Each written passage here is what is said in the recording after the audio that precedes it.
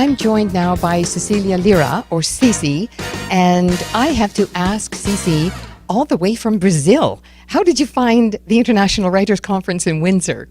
All the way from Rio de Janeiro, Brazil. So it was a 10-hour-and-a-half flight, I think.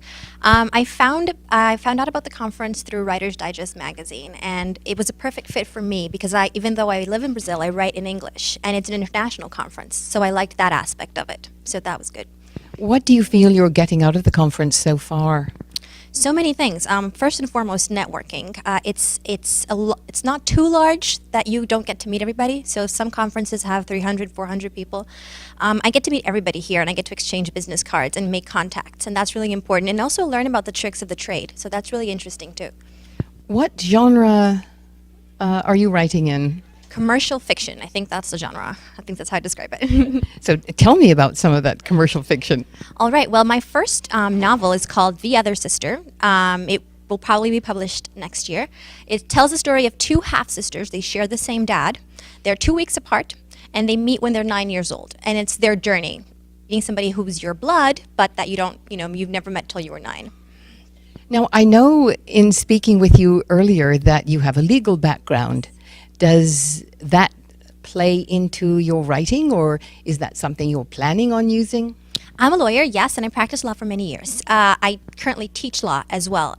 My books are not legal thrillers, but I like to say that the law is like the salt and pepper, so it's always around in stories. So for instance, in The Other Sister, my first novel, the two sisters are forced to spend a month in Montauk at their grandmother's house because of a condition of her will. So there was a lot of legalese to that. So in that sense, yes. How important is research in a writer's life?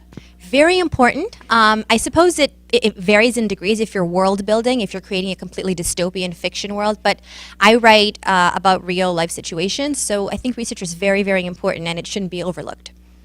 What kind of advice would you give another young aspiring writer here at the conference? Well, first of all, to come to the conference, I would highly recommend it. And also to don't stop writing. It sounds silly, but if we do it every day, chances are you'll probably get discovered. So what is the name of your book, and what's your next book? So the name of my book is The Other Sister. And my next book, it will probably be called In the Family.